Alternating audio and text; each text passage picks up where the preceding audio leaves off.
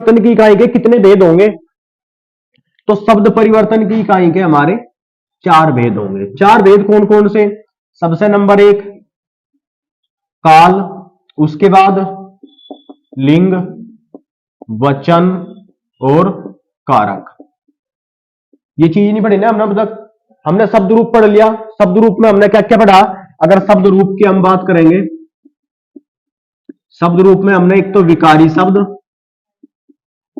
और दूसरा अविकारी शब्द। विकारी शब्द के कितने भेद थे? इसके भी 4 भेद थे। एक संज्ञा, एक सर्वनाम, विशेषण और क्रिया। अविकारी शब्द के क्या बेटे? विकारी जिसमें विकार परिवर्तन होता हो, शब्द रूप में। अविकारी में क्रिया विशेषण, क्रिया, संबंध बोधक, समुच्चय बोधक और विस्मयादि बोधक। 4 होंगे। लेकिन एक भेद और है जो हम पढ़ते नहीं, उससे क्वेश्चन तो हमें मिल जा, लेकिन इसकी गणना में नहीं आता। अविकारी शब्द के वैसे तो 4 भेद होंगे, लेकिन 5वां भेद भी इसी का ही हो। और 5वां भेद क्या है? निपात। बात करें संज्ञा, तो संज्ञा क्या है? कोई भी किसी का नाम, किसी जगह, व्यक्ति, वस्तु, प्राणी का नाम, उस नाम की जगह जो भी हम कोई अलग चीज प्रयोग करेंगे वही क्या है? सर्वनाम। नाम की, किसी के नाम की या किसी संज्ञा सर्वनाम की विशेषता बताने वाले शब्द क्या होंगे? विशेषण।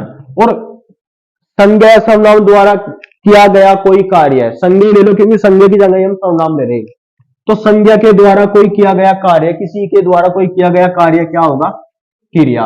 उस क्रिया की विशेषता बताने वाले शब्द क्रिया विशेषण। और क्रिया विशेषण को भी हमने कितने आधार पर बांटा था? 4 आधार पर। कैसे कैसे? एक काल के आधार पर, परिमाण के आधार पर, रीतिवाचक रीति काल के आधार पर, 3, चौथा स्थान के आधार पर। क्रिया हमारी कैसा हो सके? भूतकाल, भविष्यकाल, वर्तमान काल में भी कोई क्रिया हो सके, किसी ढंग से कोई क्रिया हो सके, किसी मापतुल परिमाण के आधार पर भी हो सकती है, और किसी स्थान, बाहर, अंदर, भीतर, ऊपर, नीचे, कोई भी कोई क्रिया हो सके। जैसे बच्चे ऊपर खेल रही है, बाहर खेल रही है, वह सामने बैठा है। उसके बाद संबंध बोधक, 2 संज्ञाओं के बीच संबंध बताना। समुच्चय बोधक, 2 वाक्यों के बीच संबंध बताना। विस्मयादि बोधक, आश्चर्य या हर्ष का उल्लेख कराना, विस्मयादि बोधक। और निपात क्या होगा? निपात होगा किसी वाक्य में किसी शब्द का आ जाना और उस शब्द से उस पूरे वाक्य पर अगर जोड़ दिया गया हो तो क्या होगा? निपात। तो ये हमने पढ़ लिया था। और आज हम पढ़ेंगे शब्द परिवर्तन की इकाई। और शब्द परिवर्तन की इकाई के भी 4 भेद होंगे। और 4 भेद कौन कौन से? काल, वचन, लिंग और कारक। तो काल को आज पढ़ेंगे, बाकी 3 को एक साथ पढ़ लेंगे थे। ठीक है भाई? आज की क्लास में केवल काल पढ़ेंगे और बाकी क्लास में बाकी सारे पढ़ लेंगे। तो अगर काल की बात करें तो काल के कितने भेद होंगे? काल के कितने भेद होंगे? तो काल के 3 भेद होंगे। अगर 2 ये बना दे तो 2 ही बोल लोगे। एक तो भूतकाल, वर्तमान काल और भविष्यत काल। भविष्यत काल ऐसा लिखा जाएगा, ठीक है ना? भूतकाल क्या हो? बीता हुआ काल या बीता हुआ समय। वर्तमान क्या हो? चलता समय या जो वर्तमान में चला हुआ है। और भविष्य काल क्या हो? आने वाला समय। ये समझ में आया आपके? पक्का? अब अगर भूतकाल की बात करें तो भूतकाल के कितने भेद होंगे? भूतकाल के 6 भेद होंगे। वर्तमान काल के कितने भेद होंगे? 5 भेद होंगे। और भविष्य काल के कितने भेद होंगे? भविष्य काल के 3 भेद होंगे। भविष्य काल के कितने भेद होंगे? 3। लेकिन भविष्य काल में एक काल और आवे है, और अगर एनसीईआरटी से पढ़ोगे तो एनसीईआरटी में आपको 3 ही मिलेंगे, लेकिन कितने हो टोटल मिला के? 4 हो। 4 के 4 पढ़ेंगे हम। ठीक है ना? ठीक है। लिखने पर ध्यान ही ना दो भाई।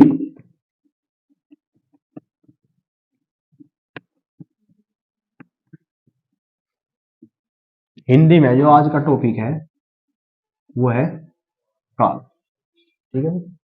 अब काल में जो काल के प्रकार है, और काल के प्रकार कितने बताए हमने आपको? 3 प्रकार। नंबर 1 भूतकाल, नंबर 2 वर्तमान काल और नंबर 3 भविष्य काल। इसके कितने भेद बताए हमने आपको? इसके कितने भेद बताए और इसके कितने भेद बताए? 4 ही हमने भेद बताए। सबसे पहला हम ये पढ़ेंगे भूतकाल, और भूतकाल के 6 भेद करेंगे। तो जो पहला पॉइंट है हमारा, वो पहला पॉइंट है भूतकाल। अच्छा, काल की अगर हम बात कर ले एक बार, काल की हम बात करें तो काल क्या हो?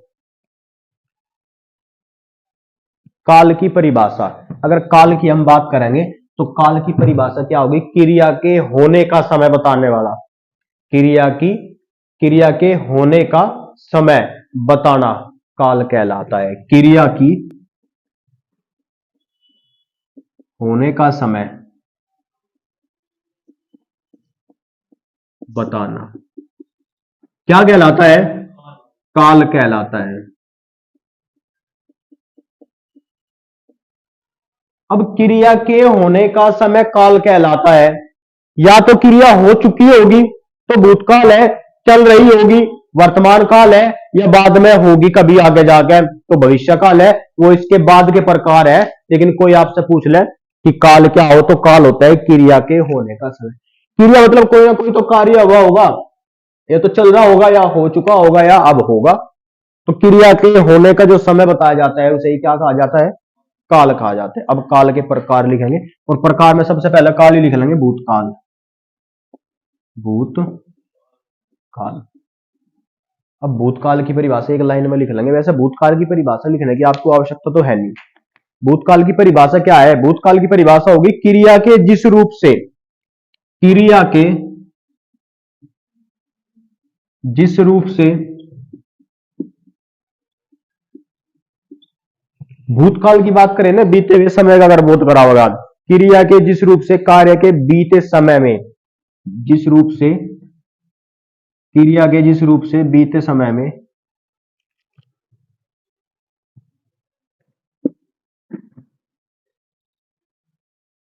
बीते समय में क्रिया के जिस रूप से बीते समय में कार्य का होना, कार्य के होने का बोध कराया जाए, होने का बोध कराया जाया कराया जाता है, काल क्या भूतकाल कहलाता है। क्रिया के जिस रूप से कार्य के बीते हुए समय में होने का बोध कराया गया तो भूतकाल कहलाता है। और भूतकाल के अब भाग लिख लेंगे, भूतकाल के भेद, भूतकाल के भेद। और भूतकाल के कितने भेद होंगे? तो भूतकाल के 6 भेद होंगे। अब 6 कौन कौन से? नंबर 1 सामान्य भूतकाल, सामान्य भूतकाल। नंबर 2 आसन्न भूतकाल, आसन्न भूतकाल। नंबर 3 पूर्ण भूतकाल, पूर्ण भूतकाल।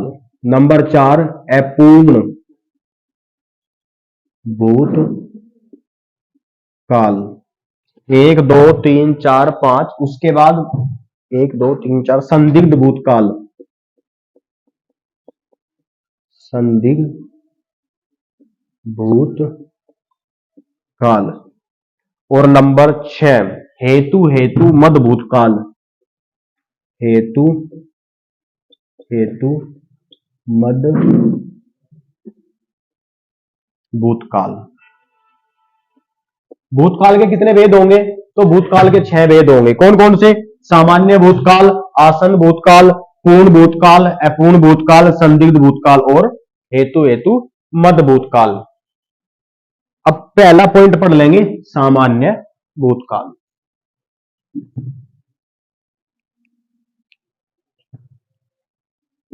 बाद में लिखवा देंगे बेटा सारा, कोई बात नहीं। सामान्य भूतकाल, तो सामान्य भूतकाल की एक परिभाषा एक लाइन में लिख लेंगे। इसमें निश्चित समय का बोध नहीं होता, इसमें क्रिया के द्वारा, इसमें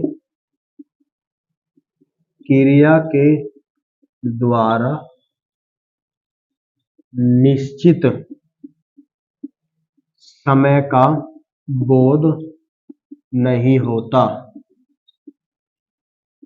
सामान्य भूतकाल कहलाता है। सामान्य का मतलब नॉर्मल बात है भाई, कोई कार्य हुआ होगा पीछे, ठीक है ना, बीते हुए समय में कोई कार्य हुआ होगा, लेकिन ये नहीं पता कि कब हुआ होगा, तो इसमें किसी निश्चित समय का बोध नहीं हो पाता, सामान्य भूतकाल कहलाता है। सामान्य कोई भी कार्य हो गया तो सामान्य में चला जाएगा जिसमें समय का हमें ना पता हो। जैसे करके उदाहरण में लिखेंगे और उदाहरण पे सबसे ज्यादा गौर देंगे। जैसे करके उदाहरण में लिखेंगे, और राम ने अखबार पढ़ा, राम ने अखबार पढ़ा, क्वेश्चन पूरा, लाइन पूरी होगी हमारी, वाक्य पूरा हो गया। राम ने क्या पढ़ा? अखबार। राम ने अखबार पढ़ा, पढ़ लिया, पूरा हो गया, लाइन पूरी होगी, बात पूरी होगी, कार्य जो था वो पूरा हो गया। तो कह रहा कि राम ने अखबार पढ़ा, मोहन गया। भाई इसमें क्रिया हो रही, कार्य हो रहा, कोई का कार्य हो रहा, तो सकर्मक क्रिया है। अगर हम कह दे कोई अकर्मक का उदाहरण लेंगे कि मोहन गया, राकेश गया, श्याम गया, अकर्मक है, कोई कार्य तो नहीं हुआ। अब ध्यान रखियो, राम ने अखबार पढ़ा, ये तो पता कि राम ने अखबार पढ़ा, ये नहीं पता आज कल पढ़ा, परसों पढ़ा, एक साल पहले पढ़ा, कब पढ़ा। तो निश्चित समय का जहां बोध न हुआ हो, जहां निश्चित समय का बोध न हुआ हो और कार्य पूरा हो चुका हो, कैसा काल होगा? सामान्य भूतकाल होगा। अब अखबार किसने पढ़ा? राम ने। तो राम क्या है यहां? कर्ता, और कर्ता के साथ क्या विभक्ति आएगी? ने। कर्ता के साथ ने। तो ध्यान रखियो, नोट करके विशेष करके एक बात लिखेंगे, विशेष करके एक बात लिखेंगे कि यदि कर्ता के साथ ने विभक्ति आती है, यदि कर्ता के साथ ने विभक्ति आती है तो वाक्य सदैव भूतकाल होगा। तो वाक्य सदैव क्या होगा? भूतकाल होगा। अगर कर्ता के साथ ने कहीं भी आपको मिल गया तो ध्यान रखियो हमेशा भूतकाल में ही बात होगी। अगर कर्ता के साथ ने मिल गया तो हमेशा क्या होगा? कर्ता के साथ ने विभक्ति अगर आपको कहीं भी मिलेगी तो वाक्य में कौन सा काल होगा? भूतकाल। और हमेशा भूतकाल ही होगा, बस ये पहचान कर लियो। भूतकाल का कौन सा भेद होगा वो अलग बात है। अब कर्ता के साथ अगर ने मिला तो कोई ना कोई तो कार्य हुआ होगा, और जब कोई कार्य हुआ होगा तो ध्यान रखियो क्रिया हमेशा सकर्मक होगी। क्रिया हमेशा कैसी होगी? ये काल में नहीं पढ़ रहे हम, ये काल से अलग है लाइन। अगर कर्ता के साथ ने विभक्ति आपको कहीं भी मिलेगी तो क्रिया सकर्मक होगी। क्रिया कैसी होगी? सकर्मक होगी, पक्का। और जैसे ही कल आपने वाच्य पढ़े, अगर वाच्य की बात करेंगे हम, अगर वाच्य की बात करें, अगर कर्ता के साथ ने विभक्ति होगी तो कृतवाच्य होगा। कैसा वाच्य होगा? ये भी आप ध्यान रखिए, ठीक है भाई। कल का भी आपके ध्यान रहा होगा, कल सर ने बताया था, अब यहां फिर ये बात आ गई तो हम आपको एक बार और बता रहे। अब कैसा था ये? सबसे पहले हमने भूतकाल पढ़ा, और भूतकाल के 6 भेद, 6 में से पहला पढ़ा हमने सामान्य भूतकाल। सामान्य क्या है भाई? किसी कार्य का होना तो बताया गया लेकिन किसी निश्चित समय पर नहीं बताया गया, सामान्य भूतकाल होगा। जैसे राम ने क्या पढ़ा? अखबार। अब राम ने अखबार पढ़ लिया, ये नहीं पता हमें कि कब पढ़ा, तो राम ने अखबार पढ़ा। राम क्या है? पढ़ने वाला, यानी कि कार्य करने वाला, कर्ता। ने क्या है? विभक्ति, कर्ता ने। तो कर्ता के साथ अगर ने विभक्ति का प्रयोग होगा तो वाक्य सदैव भूतकाल होगा। नंबर 1 बात, क्रिया हमेशा सकर्मक होगी। नंबर 2 बात, और वाच्य हमेशा कृतवाच्य होगा। नंबर 3 बात, ये इंपोर्टेंट बात है, ठीक है भाई। अगले भेद पर चला है, ठीक है, बहुत बढ़िया।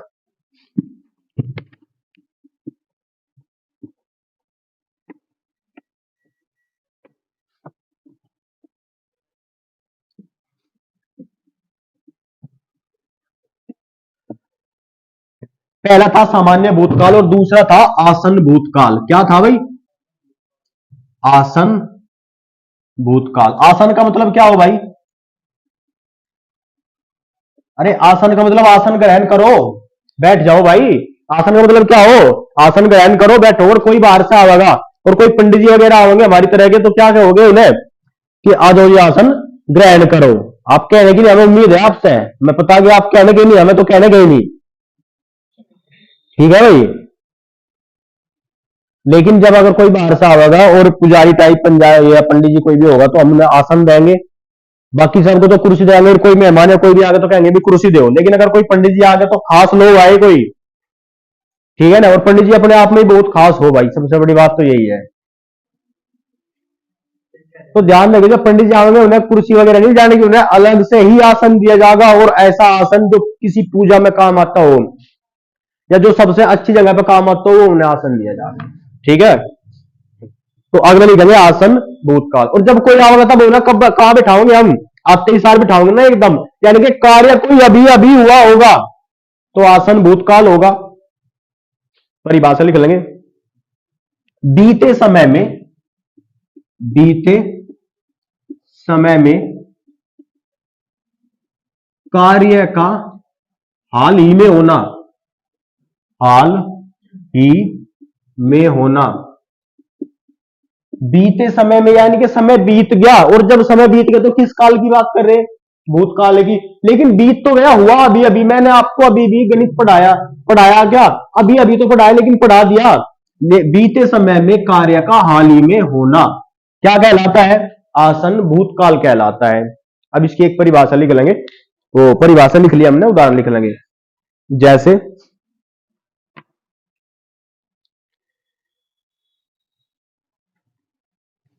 मोहन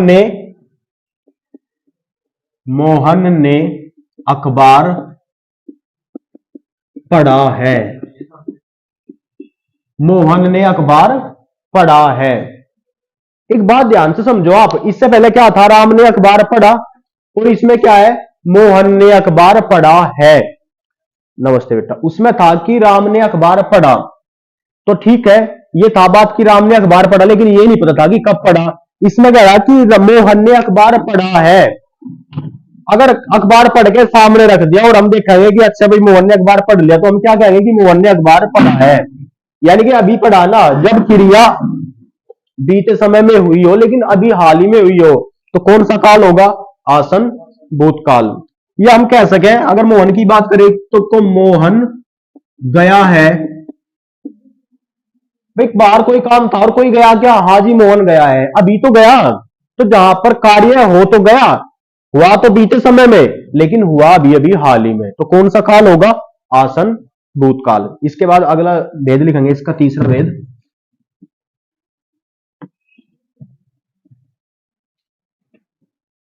पूर्ण भूतकाल। पूर्ण भूतकाल।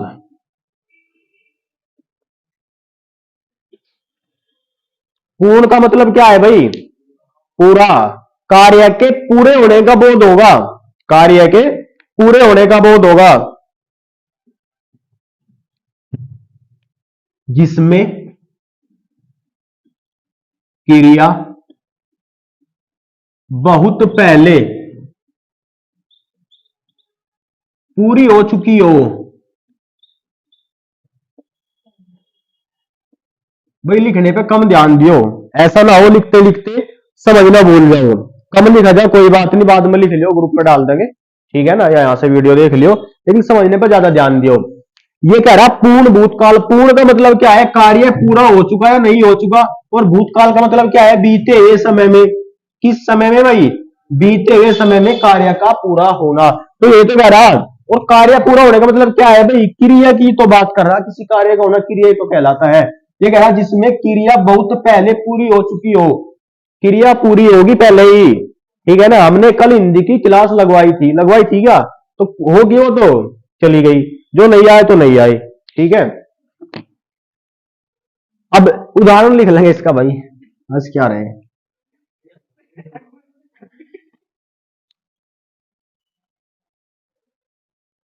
मोहन ने, इससे पहले क्या था भाई? राम ने अखबार पढ़ा, उसके बाद क्या आया? मोहन ने अखबार पढ़ा है। पढ़ा है ना, अभी पढ़ा, लेकिन पढ़ तो लिया। इसमें क्या होगा भाई? ये कह रहा क्रिया बहुत पहले पूरी हो चुकी थी, तो मोहन ने अखबार लिखेंगे, मोहन ने अखबार पढ़ा था। मोहन ने अखबार पढ़ा था, बहुत पहले पढ़ा था, मैं नहीं पता कब पढ़ा था, लेकिन अभी नहीं पढ़ा, मैं ये पता। और अभी का मतलब आज तो पढ़ा ही नहीं बिल्कुल भी, बहुत पहले पढ़ा था उसने और पढ़ के रख भी दिया था। या मोहन गया था, मोहन गया था। भाई कोई दिल्ली गया क्या? हाँ जी, पहले बहुत पहले मोहन गया था। ये नहीं कह रहे कि मोहन गया है, अगर गया है तो मतलब अभी गया। ये कह रहा है कि गया था, टाइम बीत गया, बहुत पहले की बात है। और गया था यानी कि गया था, कार्य पूरा भी हो गया, चला भी गया। तभी किस भेद में आ गए? पूर्ण भूतकाल में। अगला भेद लिखेंगे अपूर्ण भूतकाल।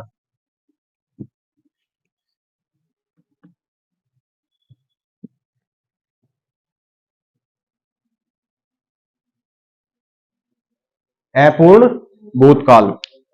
अब ए का मतलब, ए किसका बोध कराता है भाई? ए कराता है निगेटिव, नकारात्मक का बोध, नहीं का बोध। और पूर्ण का मतलब पूरा, और भूतकाल का मतलब है बीता हुआ काल या समय। यानी ये पूरा नहीं हुआ बीते हुए काल में, तो ऐसा कोई कार्य जो बीते हुए समय में पूरा न हुआ हो, पूर्ण भूतकाल होगा। जैसे हमने किसी को देखा हो पढ़ तो रहा था, लेकिन ये नहीं पता उसने पढ़ लिया नहीं पढ़ लिया। हलवाई खाना बना रहा था, ये नहीं पता बना दिया या बना दिया होता तो तुम यहां ना मिलते, तुम वहीं मिलते। इसका मतलब है बनाया नहीं पूरा अब तक। ठीक है ना? आगे ना बुक याद लिखेंगे, इसके उदाहरण लिख लेंगे। अच्छा, परिभाषा। बीते समय में क्रिया पूरी न हुई हो, या बीते समय में क्रिया का पूरा न होना बताया गया हो। बीते समय में क्रिया पूरी न हुई हो।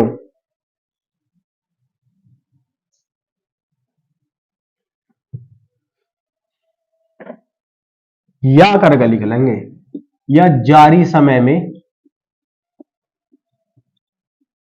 क्रिया पूरी न, जारी का मतलब चलता हुआ समय, जो अभी समय चल रहा है इसमें क्रिया पूरी नहीं हुई। हलवाई खाना बना रहे होंगे भाई, पूरा नहीं हुआ, चल रहा होगा, लेकिन अभी नहीं बनाने लगे, बनाने तो पहले ही लगे।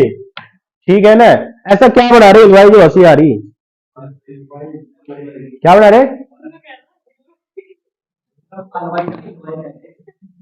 अरे जो भी है समझ गए ना। ठीक है, उदाहरण लिख लेंगे इसका।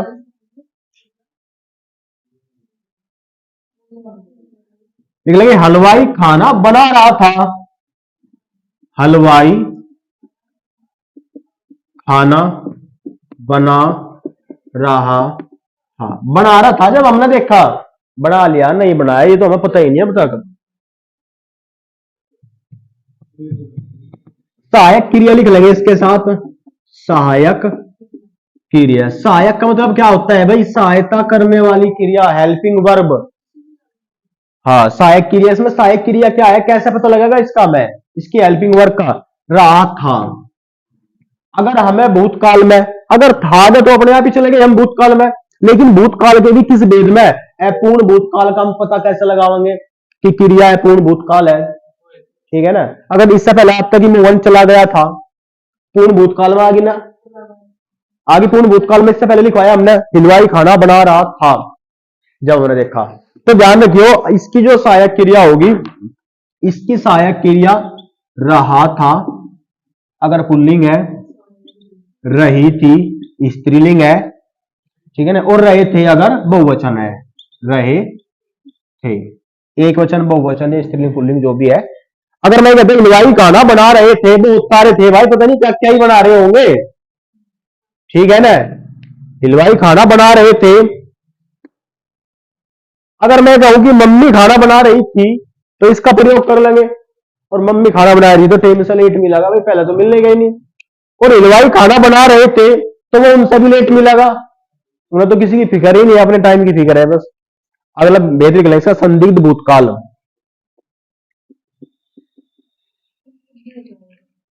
संदिग्ध भूतकाल।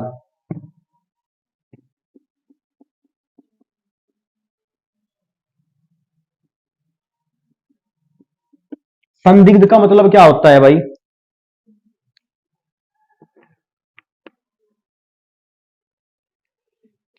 क्रिया के जिस रूप से, परिभाषा लिखेंगे, क्रिया के जिस रूप से, संदिग्ध भूतकाल में लिखेंगे क्रिया के जिस रूप से बीते हुए समय में, बीते हुए समय में, बीते हुए समय की क्यों बात कर रहे हैं हम भाई? भूतकाल चल रहा है ना, तो समय बीत चुका हमारा। बीते हुए समय में कार्य होने पर, कार्य के होने पर संशय का बोध हो, संशय का बोध हो। संशय है, डाउट है, कहीं ना कहीं, कहीं ना कहीं हमें डाउट है भूतकाल में। पता नहीं हलवाई ने खाना बना लिया होगा, भविष्य काल में नहीं गए, हो गया आने से भविष्य काल में नहीं गया, बना रहा था, लेकिन हमें पता नहीं, हमें अभी डाउट है। बना तो रहा था जब हमने देखा, ये नहीं पता बना लिया होगा। और अगर बना लिया तो आवाज लग जाती है आपकी, लग जाती है, नहीं लग जाती कि आ जाओ भाई, अपनी थाली कटोरी लेके आ जाओ, प्लेट लेके आ जाओ अपनी। उदाहरण लिख लेंगे, उदाहरण समझ में आ जाएगा आपके।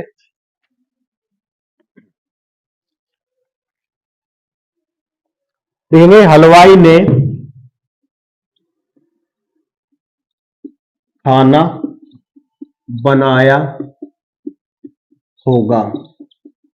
ये कह रहे हैं हलवाई ने खाना बना लिया होगा क्या? मोहन ने अखबार पढ़ा होगा, मोहन ने अखबार पढ़ा होगा। इसमें एक नोट करके लिख लेंगे। नोट करके क्या लिख लेंगे? सहायक क्रिया लिख लेंगे इसके साथ।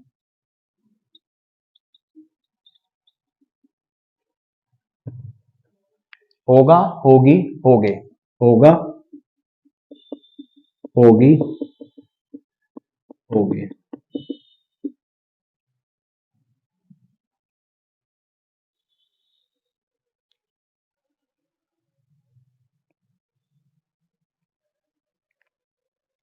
आखिरी वेद लिख लेंगे हेतु, हेतु मद भूतकाल।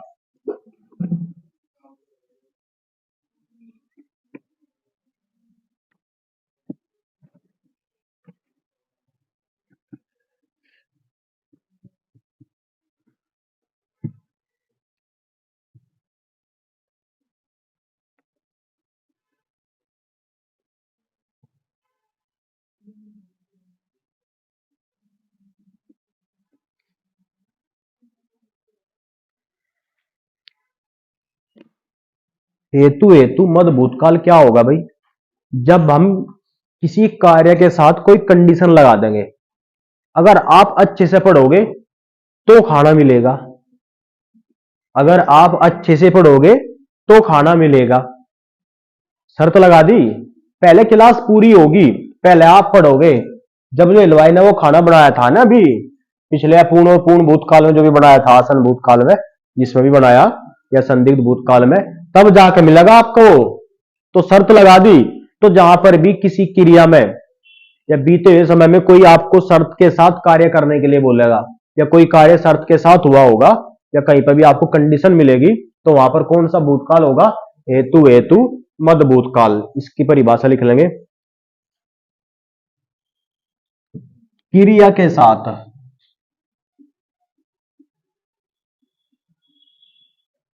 क्रिया के साथ शर्त लगाकर, क्रिया के साथ शर्त लगाकर, या क्रिया के साथ शर्त जोड़ दी जाती है, क्रिया के साथ शर्त लगाकर कार्य का होना, कार्य का करना लिख लेंगे, करना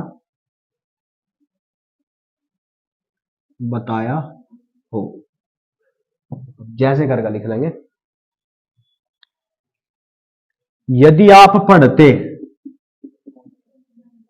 यदि आप पढ़ते तो पास हो जाते। यदि आप क्लास करते, यदि आप क्लास करते, आप क्लास करते तो लड्डू मिलते, तो लड्डू मिलते। यदि आप क्लास करते तो क्या मिलते? लड्डू मिलते। ये थे भाई हमारा भूतकाल।